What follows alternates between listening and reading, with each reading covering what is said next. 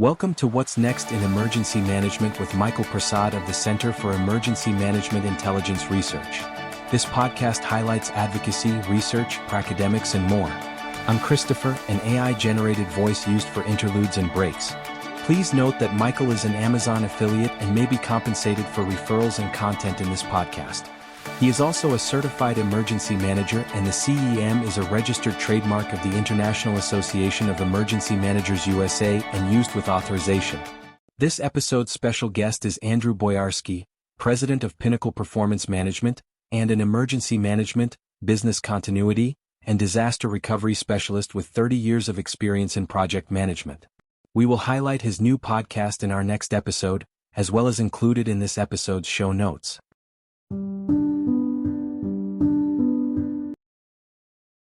Hi folks, it's Michael Prasad from the CEMIR.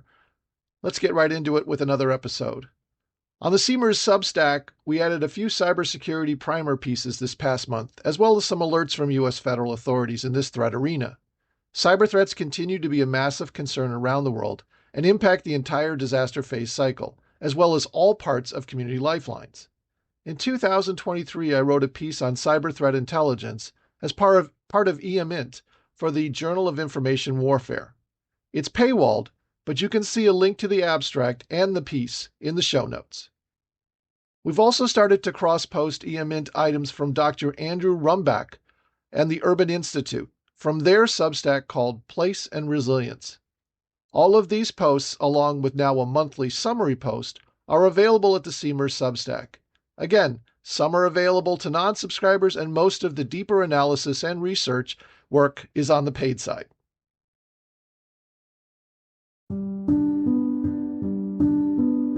There were not enough people registered for the live version of the Emergency Management Threats and Hazards Water course, which was scheduled to start in February of 2026, so Mike has made it a self-study course online, with the option to buy either the print or the ebook version of the book. Details can be found in the show notes. The course will be included for free as part of the blog.bartenduna.com subscription, which is only $12 per year. The ebook cost is separate. Again, it's optional and runs about $75 one time. Andrew Boyarsky is president of Pinnacle Performance Management and an emergency management, business continuity, and disaster recovery specialist with 30 years of experience in project management. He is also a clinical associate professor in project and emergency management at NYU, and also teaches at John Jay's College of Criminal Justice, which is part of the City University of New York. He is the author of Riding the Wave, Applying Project Management Science in the Field of Emergency Management, from CRC Press, and also hosts a podcast series Riding the Wave Project Management for Emergency Managers. Andrew is also a contributing writer for the Emergency Management Network. Wanted to say thanks to Andrew Boyarsky for coming on my podcast. I think Andrew and I have known each other longer than the last couple of years when we seem to be bumping into each other at conferences around the country. Andrew's first book was published by CRC Press, which is the same as my first book, same publisher. But we both worked together in the mid-2000s on the regional catastrophic planning team in the New York area. I had a chance to ask Andrew my two questions that I ask everybody who comes on the podcast.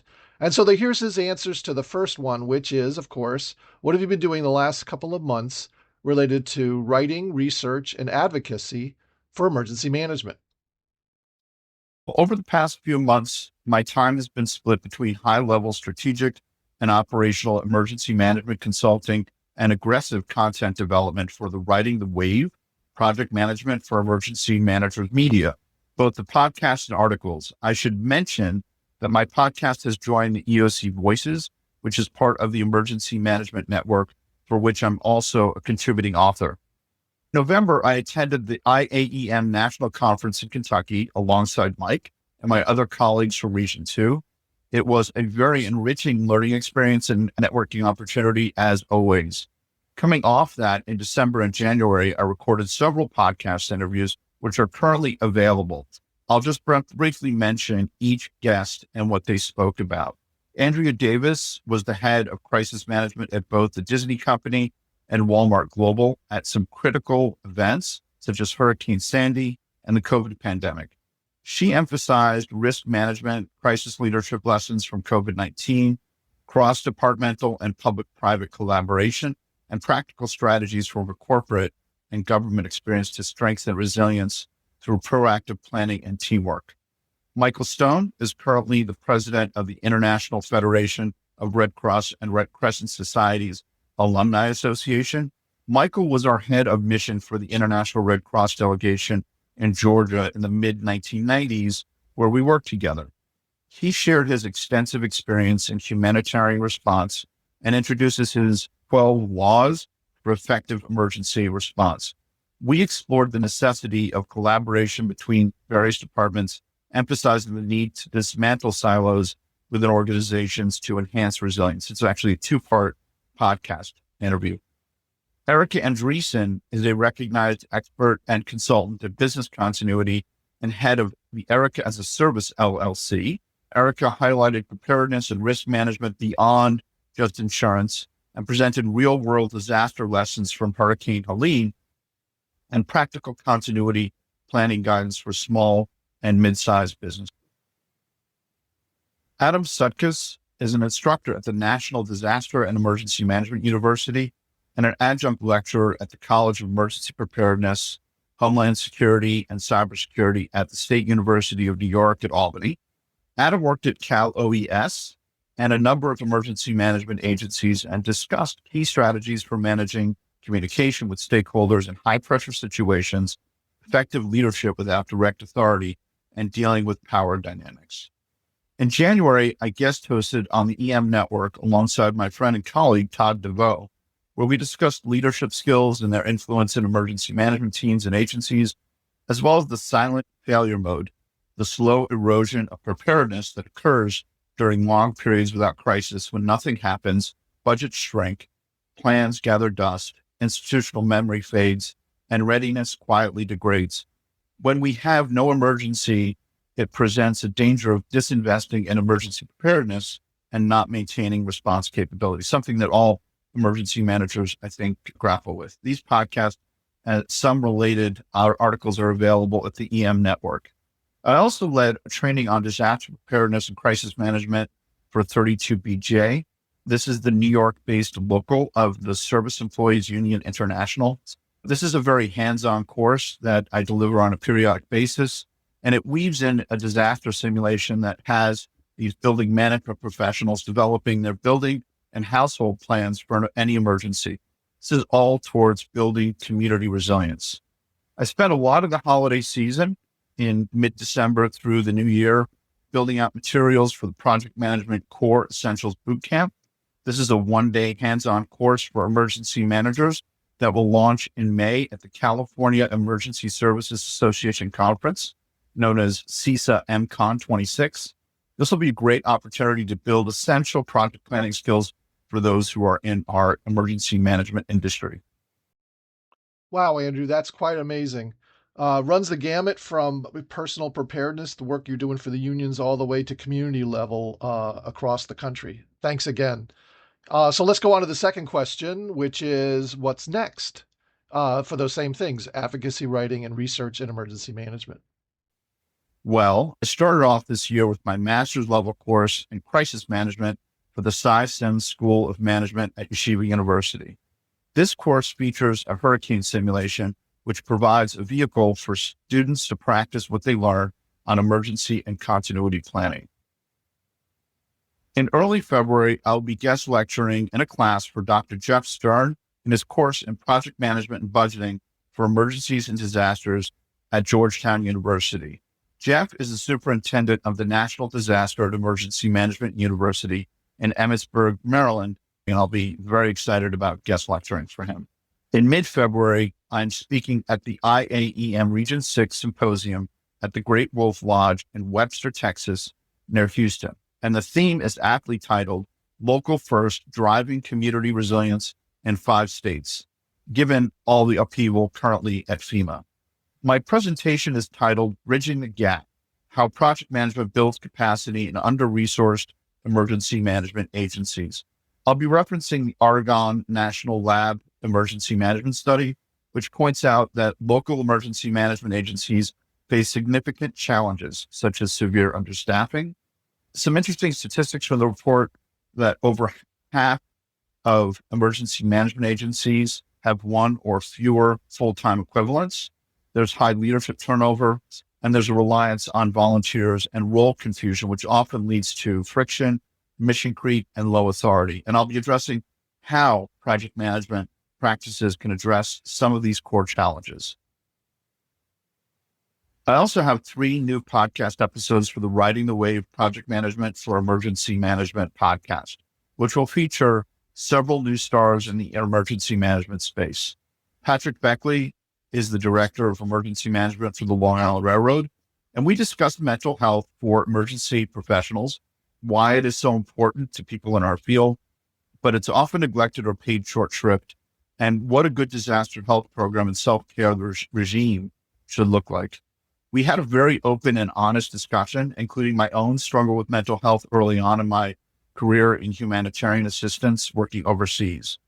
I also had the opportunity to speak with Ashley Morris, is an emergency management professional dedicated to bridging meteorology and emergency management, who is the emergency coordinator for Gillespie County and Fredericksburg, Texas.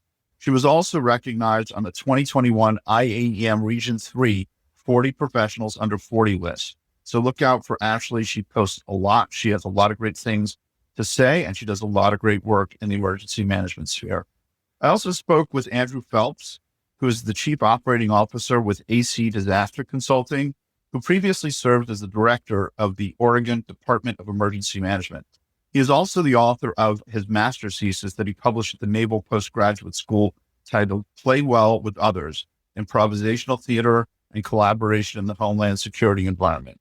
We discussed how applying improvisational theater principles such as the yes and to emergency management, how that can improve collaboration, navigate challenges like territorialism between departments and agencies, and mistrust among stakeholders, and also help to address resource scarcity. And finally, I'm also working on 2 articles for the EM Network. One has the working title, After Action to Amnesia, Lessons of COVID Are Already Slipping Away, which will be addressing how our pandemic response capabilities are degrading as we're now 6 years from the start of the COVID pandemic and 3 years from the end of the declared pandemic emergency, if you could call it that. The other article is on the impacts of artificial intelligence as both a source of risks on both the purely negative side, where it can pose or amplify threats or hazards, such as what we witness with the expansive amount of mis or disinformation generated by bots on social media, or on the speculative side, where there are potential beneficial opportunities. This will also address the use of robots or androids. As futuristic as this may sound, it will reference RUR, Rossum's Universal Robots, which is a play by Karel Čapek, a tech writer. The play premiered over 105 years ago in 1921 and introduced the word robot to the English language. And the points that are represented in the play are still relevant to today. And it's about a factory that manufactures artificial people and the consequences for that. So stay tuned for that article in February. Another wow from me. That robot thing sounds pretty cool. I've always been a big fan of Asimov's work on robots, of course, but did not know it went all the way back to the early 1900s, almost 100 plus years old, as you mentioned. And I think the stuff you're doing with Dr. Jeff Stern will be cool to see if that's possible. I don't know if there's recordings or whatever, but thank you. I mean, I should say congratulations on guest lecturing at Georgetown. So thanks again to Andrew Boyarsky, and we will plug your podcast, not only in this episode, but in the next one as well, too.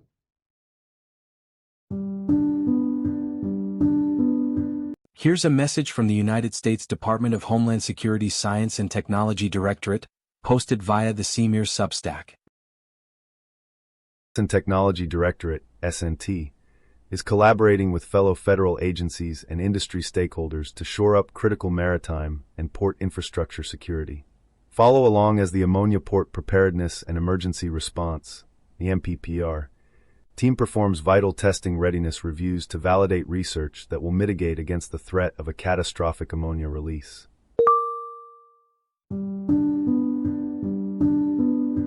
As we mentioned at the top of this episode, here's the podcast from someone else we would like to highlight. Please check out Dr. Jeannette Sutton's new podcast, The Alerting Authority. It is a podcast dedicated to improving how we warn the public when seconds matter. Hosted by Jeannette Sutton, a leading researcher in public alerts and warnings, and Eddie Bertola, an expert in emergency communications technology, the show brings together practitioners, policymakers, technologists, and thought leaders shaping the future of public alerting. Link information will be in the show notes too. Here are some details on work I published since our last episode via third parties. Over at Medium, I had more articles or what they call stories in general. Most of my pieces are paywalled for subscribers to that platform. Here's what I've written and published on Medium from late December of 2025 and January of 2026. Orders to kill. One of the major differences between Homeland Defense and Homeland Security. Emergency Management Basics, Part 1. Threats and Hazards.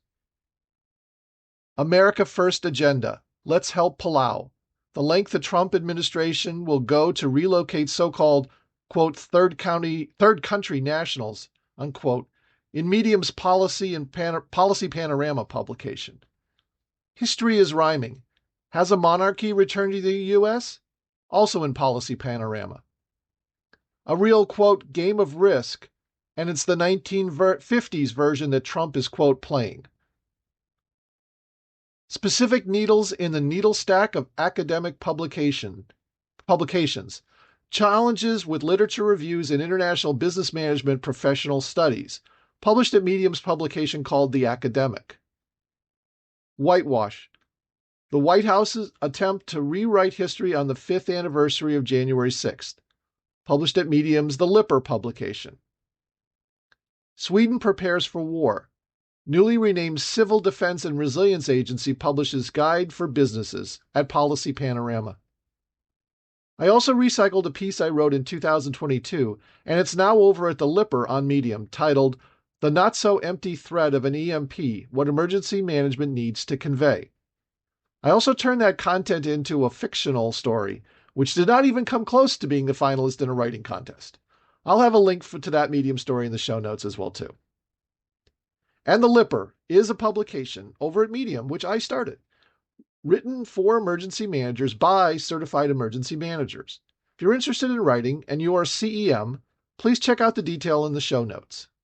Compensation, which I think is very important to those of us who make the time and effort to advocate for, research about, and write on emergency management topics, is via Medium's own partner program. You decide whether to paywall your own stories. We publish them in a common platform. And so far, I've not seen any other emergency management publications on Medium.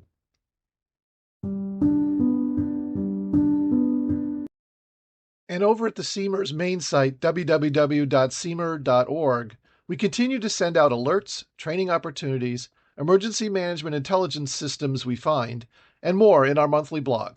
You can subscribe for free via a link in the show notes. And finally, I'm told that Substack is now beta testing television access. It's another way to get ears and now eyeballs onto content from Substack. And this feature can include our podcast now if you're a CEMIR subscriber, either free or paid. Check it out and let us know how it works. How to watch and listen to this Substack podcast on your TV. First, search for Substack in your TV's App Store and download the app. It is going to be the Apple App Store for Apple TV, or the Apps section for Google and Android TV devices only at this time. Next, open the app on your TV. A QR code will appear on the screen. Then, scan it with your phone or enter the URL manually to log in. That's it. You are now signed in and ready to start watching videos and podcasts from the Center for Emergency Management Intelligence Research or other Substack creators you subscribe to. To check which system your TV is running on, go to System or Specifications in your TV settings. This has been What's Next in Emergency Management with Michael Prasad. I'm the AI voice of Christopher. Mike does the typing and I do the talking for these front and back ends and sometimes the middles, so please share, subscribe, like, or whatever it is you humans do for this podcast. Thank you for listening. This is the end of the audio part. There's some more music while the credits roll on the video version.